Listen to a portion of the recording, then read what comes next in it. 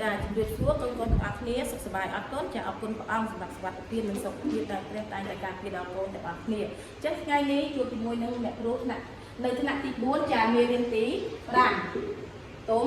ងុនចឹងថ្ងៃនេះយើងសិក្សាអំពីការបដូរខ្នាតតុងងុនចឹងលំហាត់របស់អ្នកគ្រូមាន2ចាចំណុចក5គីឡូក្រាមទៅគីឡូក្រាមសំដៅ5គីឡូក្រាមទៅក្រាមចាស្មើនឹងប្រមាណក្រាមរីឯលំហាត់ខ400ក្រាម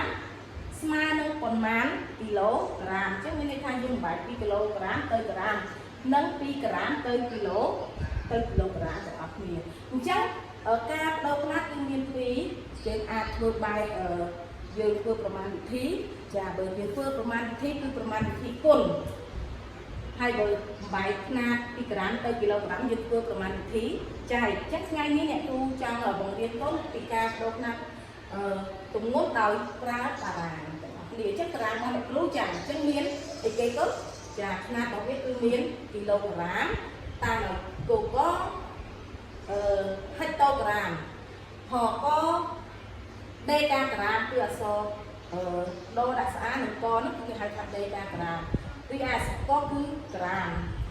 ដេស៊ីក្រាមគឺដកសង់ទីក្រាមគឺសកមីលីក្រាមគឺម៉កតោះអញ្ចឹងនេះខ្នាតដែលឬក៏គីឡូក្រាមអក្សរ kg ag ចាហិកតូក្រាមដល់ពេលដេកាក្រាមគឺដេហើយនឹង a ឬក៏លេខ g នេះចាអក្សរ g នេះគឺក្រាម dg គឺដេស៊ីក្រាម cg គឺសង់ទីក្រាម mg គឺមីលីក្រាមតោះអញ្ចឹងយើងមើលលំហាត់របស់យើងទាំងអស់គ្នាអញ្ចឹង5គីឡូក្រាមស្មើនឹងប៉ុន្មានក្រាមអញ្ចឹងយើងដឹងហើយលេខរបស់យើងលេខប៉ុន្មានទៅលេខ5អញ្ចឹងលេខ5ហ្នឹងហាត់នៅក្រាមមួយណាគឺនៅកន្លោនគីឡូក្រាមអញ្ចឹងយើងត្រូវចាំថាក្នុង1គីឡូនេះគឺដាក់បានលេខតែមួយខ្ទង់គត់ចាអត់អាចដាក់ទីខ្ទង់បានទេអញ្ចឹងដើម្បីបដូរទៅក្រាមយើងត្រូវថែមមានប្រមាណប្រឡោះដែរកូនមានប្រមាណកូនមាន3ប្រឡោះមែនទេអញ្ចឹងយើងចាប់តាមដាក់គេបែកទៅណាបែកទៅក្រាមអញ្ចឹងយើងដាក់0ខាងនេះធំកន្លែងខ្នាតក្រាមមកបន្ទាប់មកយើងបានប្រឡោះទៀតចាពីប្រឡោះទៀតថែម0 2ទៀតចាចឹងដាក់លេខបានតែមួយខ្ទង់តិចក្នុងមួយប្រឡោះណាអញ្ចឹងចម្លើយរបស់យើង5គីឡូក្រាមស្មើនឹងប៉ុន្មានដែរសូមមើលលើចា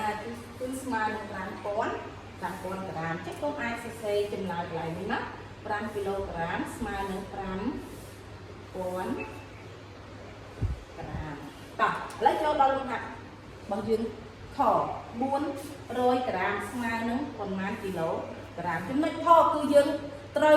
ធ្វើប្រមាណវិធីគឺយើងត្រូវប្រមាណវិធីចែកដោយសារតែខ្នាតក្រាមគឺតូចជាងគីឡូក្រាមតោះឥឡូវយើងបំបែកតាមតារាងទាំងអស់គ្នាអញ្ចឹង400អញ្ចឹងយើងមើលលេខ4នៅកន្លែងណាអីសំទោស400ក្រាមគឺលេខ0នៅកន្លែងណាដែរកូនចាលេខ0គឺនៅកន្លែងក្រាមបន្ទាប់មកលេខ0មួយទៀតមែនទេចាមាន0ពីរដងមែនទេអញ្ចឹងនៅកន្លែងដេកាក្រាមបន្ទាប់មកលេខ4គឺនៅកន្លែងណាកូនដើម្បីទៅគីឡូក្រាមចាយើងដឹងរហូតដល់គីឡូក្រាមមកអញ្ចឹងលេខ4គឺស្ថិតនៅហិកតូក្រាមបើអត់ជាប់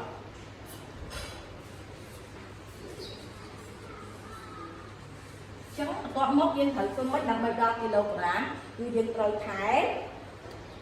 ម0.1ចា